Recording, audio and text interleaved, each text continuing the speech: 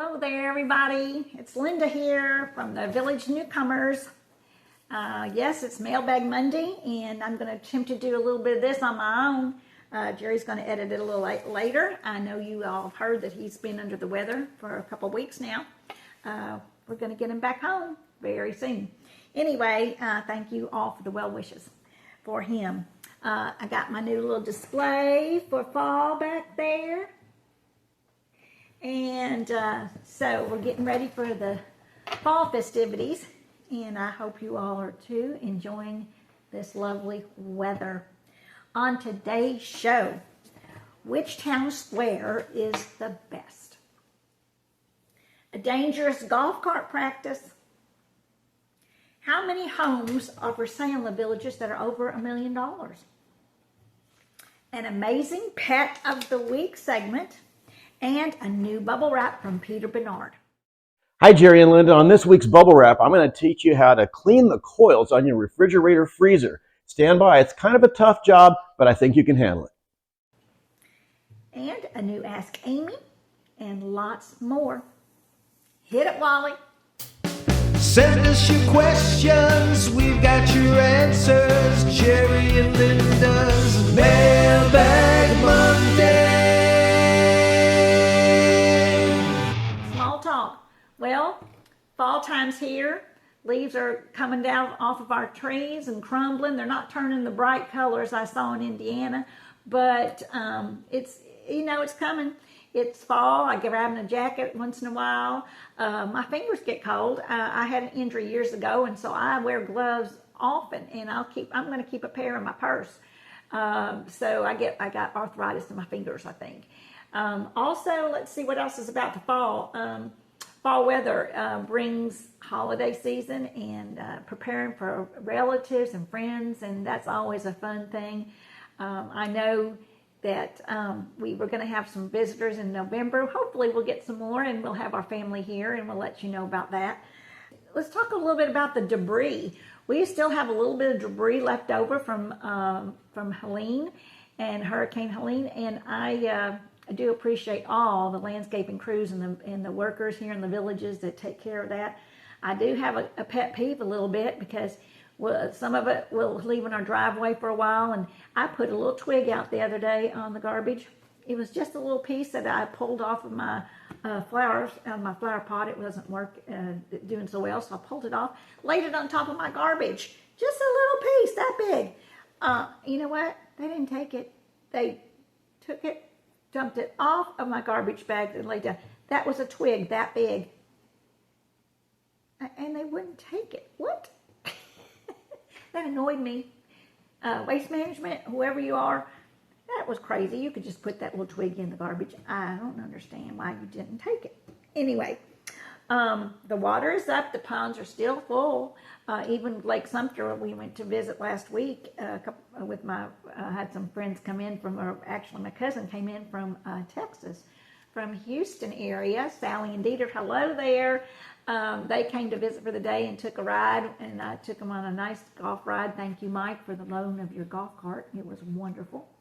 And we went up and we did see the water at Lake Sumter, and it's still up over the boardwalk. So we got to be patient with that water, but I'm telling you, it's going to be a major project for them to get Lake Sumter back together. And we do appreciate that when that happens, but it's a beautiful lake, and it's still gorgeous, but it'll take a while.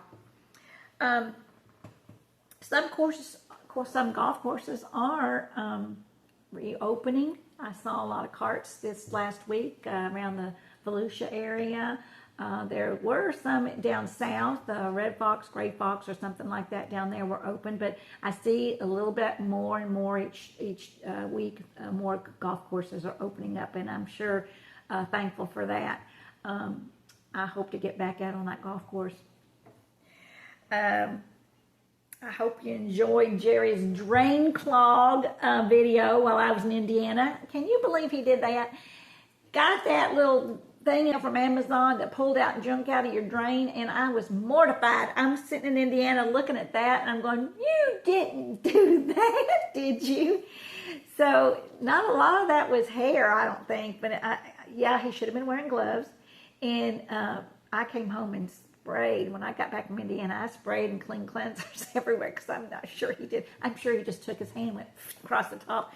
But anyway, thank you, Jerry, for cleaning my drain. It works beautifully. And boy, we should do that cleaning more than once every 3 or 4 years. Oh my gosh. So thank you so much, Jerry, for showing all the world my gunky sink. And then I'm a terrible housekeeper. Oh, gee. Well, we're going to have a meet and greet. We have a meet and greet for hurricane relief and at Cody's Roadhouse. And we're just really thankful for the people there to do that for us. And we are looking forward to spreading the love and the cheer to the people that need relief. And we are still in amazement at how much devastation there is and what has to be done for these people. And we're very sorry that all that happened, and we just wish more people would help out. And I know there are many people working, but man, lend a hand, everybody. Help your neighbor. Help your neighbor. And thank you to all those people that do show up for us and the fundraisers so that we can help others. If you haven't done so, please subscribe to our channel. We enjoy talking with you and giving you information about our lovely community in the villages and the surrounding areas. And we appreciate you subscribing and following us, and share it with your friends. With the high water and the downed trees, there have been occasional alligator sightings. I had a neighbor say that one of the alligators was in their backyard. I'm going, oh my goodness, what would you do? Would you go out and shoot it, or just, you definitely just leave it alone? I don't know why they come out of the ponds and go elsewhere. It's not mating season. I don't know. They should be finding a lot of fish. People have a tendency to stop their golf carts when this happens, when they see a gator. Please make sure to be safe when you're doing that. Don't get out and get too close. And if you get out, make sure your golf cart is not in the path of somebody else coming through the mobile path or down the area where you are, because people have to get right around you, and you don't want to make someone have a wreck or even bump into you while you're standing there taking a picture.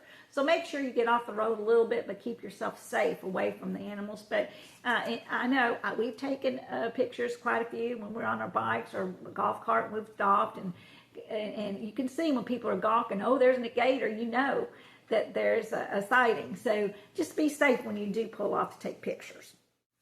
Did you all see the comment? We had a really nice photo from Al and Kathy, and that's an amazing thing.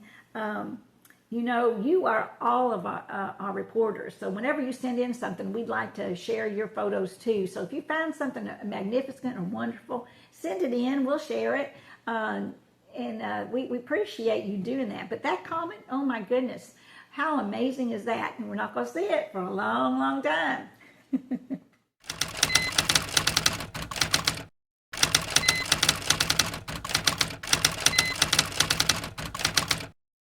This question came in from Stanton and Marie. Are there $1 million homes in the villages, or are they affordable to regular working folks? Well, I don't know any regular working folks can afford $1 million homes. You'd have to be working really, really hard and a really, really good job. But there are $1 million homes. I just looked through two sources. One's the daily newspaper, and they'll have it in the classified section. They'll have all the homes for sale that are open houses, and they'll have page after page of that, and they'll actually have from the villages, and then they'll have other realtors too. The MLS listings are also in here too. But if you look through, you're going to find some $1 million homes. And in here, this is a concentrated newspaper all on the homes that are sale that are pre-owned. So I don't know about the new ones, how many are for sale that are over $1 million, but I did count in here today and went through all the sections of the villages, the Sawgrass area, the Spanish Springs, the Brownwood, the Lake Sumter area. I counted over 44 homes, and there were a couple $2 million homes here, believe it or not. Woo! But yeah, there's a lot of homes for sale in the villages, and you know, people move on, people have to move, people go back to their old homes, or sick and they have to move, or they just, whatever. So there are homes for sale, but 44 or over that price. And I don't know if regular folks like me can afford it, no, but I sure like to go through them. I'd like to go to those open houses. They are gorgeous. You get some ideas in there. There are plenty that are cheaper. Plenty that are cheaper than that. So give yourself a look. Go to the newspaper, go to the website, go to the village's website, and you can find all the homes for sale. Oh, I need to go back and insert this. Jerry gave me a note. He made this out a couple weeks ago, this show. So I'm trying to do this by myself, and I'm not real good at it, but you know I'm trying.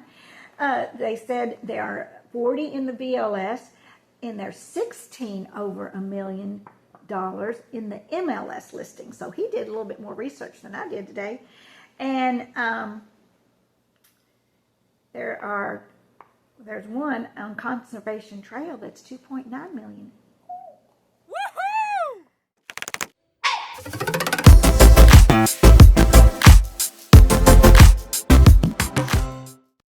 Hi, Jerry and Linda. On this week's Bubble Wrap, I'm going to teach you how to clean the condenser coils on your side-by-side refrigerator freezer. First thing you have to do is move it out from the wall. Carefully pull both sides of the door. Pull evenly straight back. Give yourself just enough room to get to the back of the fridge. You need to be able to remove this back access panel near the floor. Before you do anything, though, unplug the unit from the wall. Next, use a socket wrench with the right size end to remove 7 or 8 screws from the back. Remove the panel and set it aside. Look at those filthy condenser coils. They are full of dust and hair, which reduces the refrigerator's efficiency and costs you more money to keep it cool. I'm using a duster, but it's better to get a specially made brush from a place like Lowe's to get to the back and the far ends of the coils. Next, take a shop vacuum and remove all the dust from the entire area. Be careful here. You don't want to poke the lines in this area and cause a coolant leak. Run the vacuum around the actual compressor too. And while you're at it, clean off the access door with your brush or duster. The bottom area collects gunk, so a wet paper towel here can be used to make it clean. Put the access door back on, line up the screw holes, and reinstall it. You can also run a wet paper towel around the floor to clean up dirt and dust. And don't forget to plug it back in. The final step is pushing your refrigerator back slowly. Make sure not to kink the hose or the electrical cord. I'm Peter Bernard, and that's this week's Bubble Wrap. Viewers out there, I sure hope you do some of these tips and tricks in your house, and you're going to have a perfect home, right? It's time for Pet of the Week. You're going to love this one.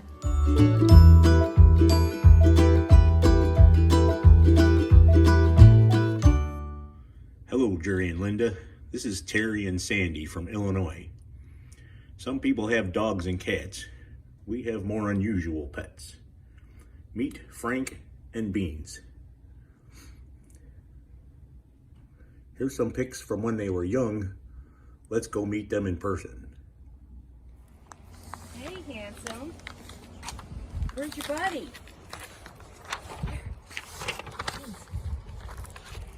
Frank. Beans, the white one, is a mini pig. Frank. He's 6 years old and weighs approximately 100 pounds.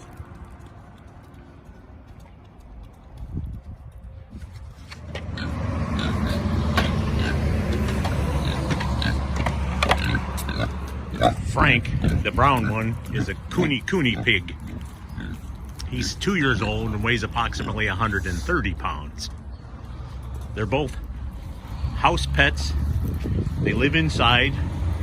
They're housebroken. They're smart enough to know how to ring the bell so they can go outside when needed. They live with 4 dogs and 2 cats. And they enjoy being part of the pack. Frank. Here, handsome. That pretty good? This is their favorite pastime. Their favorite pastime, Sandy says, is eating.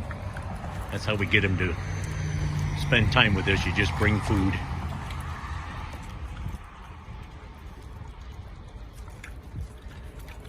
Sandy was wondering how you'd think they do living in the villages. Thanks, guys. See you when we get there. Frank and Beans, how adorable. Thank you all for sending in your videos of Pet of the Week. If you do have a video of your adorable pet, cat or dog or iguana, whatever you have, make sure you put it in landscape style so that Jerry can do what he does, his magic. But if you do it vertical, it's hard. He has a lot more trouble with that. So make sure you do it in landscape. Turn your camera this way. All right, and now some more questions. This is from Cindy, and I love how she spells her name, Sindee. How original, and I love it. Is Sawgrass a town square? Which is your favorite? Well, Sawgrass isn't really a town square. It's a place where you meet, and it's they kind of changed that up, down, south of 44, and it's a meeting place. It is considered a town square, but it's built on the subject premise of an orange grove. It's got the orange canopies out where you sit out. It looks like the big oranges there, blossoms, and it's very charming. And we've been there many times. We love that place. It's very casual. It has some couches and chairs and benches and places for you to sit. You could definitely bring your own chair and then listen to the music. And what's so fun is that stage. It's like a little train coach, a box car, and the performers will get up on that stage and perform for us. And it's a great little venue. So please go to the Sawgrass Grove. You'll like it. Which is our favorite? Well, we love Brownwood because it's close to us, and I love the bleachers of Brownwood, and you can see down everybody dancing and enjoying the music, and it's a lot of fun. It's a great place for people watching. That's for sure. But we like all of them. Each town square has its own personality, and if you're on a lifestyle stay, it's great if you can get the chance to go to all the town squares and all the areas of entertainment, because they're all different. They all have their own personality.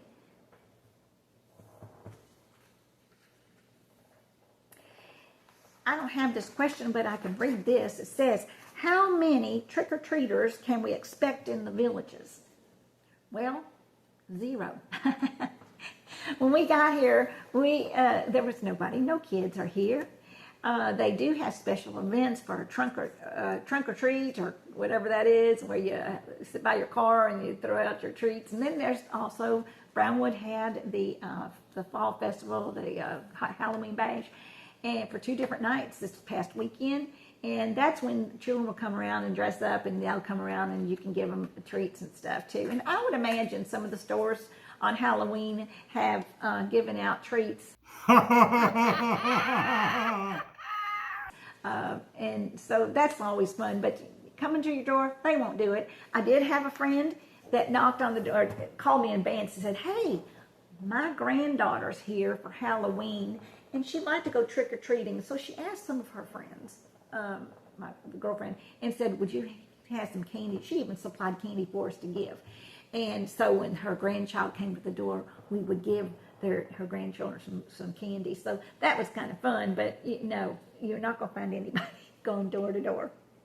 There are a lot of driveway parties on Halloween, and that's a lot of fun. And y'all dressed up. We dressed up last year as I was a witch and Jerry was Frankenstein. Oh man, he was a great Frankenstein. He was so tall. He looked so good. I had a fun time too, but it was hot. In Halloween in Indiana, when a little girl, I wanted to dress up like a ballerina or whatever. But Mom always said, it's going to be cold, it's going to be cold. So, you have jackets then. So, but here it's hot. Last year, our makeup was dripping down our face. We had the green stuff on our face and all, and it was hot. So, yeah, Halloween here could be in the 70s or even 80s. So this week, it's been in the 80s, 82, 84, 86, so it's hot around Halloween time. But enjoy those kiddos. If you have a grandchild and you're going to get to trick-or-treat with them, have fun. The village's deadheads made a run for hurricane relief. That was in the paper last week, and that's a wonderful thing. There are so many ways to give in the villages, and there's so many resources where you can plug your money into to help people. And I even saw in the paper last week, on October 27th, they had a showcase that talked about acts of kindness, giving clubs, and it was an exposition in the Zell Rec Center. I didn't get to go. We were tied up with Jerry's illness or Jerry's injury, and we didn't get to go. But next year, I want to make a point to go to that. It tells you which places where you can help in the community and outside the community. It gives you so many opportunities. So look for that. That's called this is called Acts of Kindness Club, and then they have during the Giving Club's exposition. So it's Giving Club's exposition, and how wonderful is that?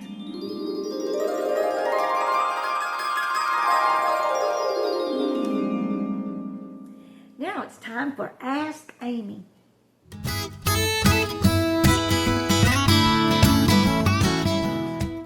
Hey, so the question is, what is HIPAA? Well, HIPAA stands for the Health Insurance Portability Accountability Act. And what that means is our medical providers must receive our permission to release our medical information. And so how that applies to us in estate planning is that we actually have an authorization that we list out the people that we want our medical providers to talk to. So it could be the people that you've named as your healthcare surrogate. It could also be those family members that are in the medical field that may be more helpful to understand what's going on and provide guidance to your healthcare surrogate. So again, HIPAA is just access to information. There is no order or priority when you see us doing those forms, but also it's just allowing you to make sure anybody that you want to be able to talk to your medical providers have the access. Hope that helps. Have a good one. Thank you, Amy. We certainly do appreciate you and your practice, and Nadra and your whole staff. We learn so much from you and benefit, and we sure enjoy listening to what you have to say to help us in our legal life. Well, it's time for word jumble. I'm not real good at that word jumble stuff, but Jerry does. He loves that. He loves doing that, and I probably should do more crossword puzzles, word jumbles, and keep my mind going. But last week, the clue was, it's not a hurricane, but it is close. Now, those of you that worked hard on it, you may have got the answer. The answer was tropical storm. Today's clue is, it may be your biggest nest egg. Let me read that again. That was a blooper. Oh, I got a hiccup. Today's clue is, it may be your biggest nest egg. Good luck with that. And remember, when you get the answer, don't shout it out. Make sure you tell us, let us know how you know, give us a clue how you know, but don't tell the answer. It's time for sweet and salty. However, Jerry didn't leave that to me, but I'm going to tell you though. There's a lot of you out there are so sweet to us and give us so many compliments, and we're so appreciative. We try our best. We know we have bloopers. We know we don't do the best. I was not learned on how to do all of this stuff, but Jerry, he knows a little bit about the editing and all that stuff, and he's learned all of it on his own. So I appreciate Jerry so much, because he's a self-learned man too, and he works hard at what he does. He'll spend 6 or 7 hours a video, or 8 a day. So he works hard. He works hard. And as far as salty comments, if you're out there and you're being salty to me, boo-hoo. Find somebody else who's going to make you happy if we don't make you happy. And now it's time for Jerry and Linda's shoutouts.